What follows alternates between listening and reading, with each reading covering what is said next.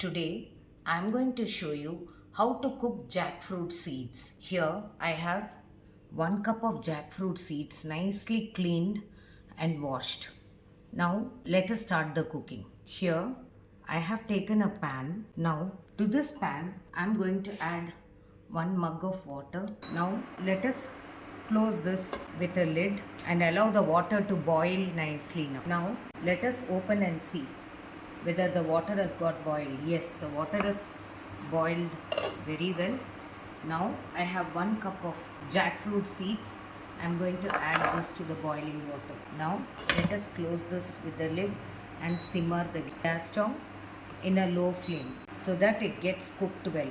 Now by mixing it or stirring it occasionally, I'm going to cook it for about half an hour to 40 minutes. Now after 30 minutes, I'm going to open the pan and check. I'm going to off the gas stove and I'm going to check.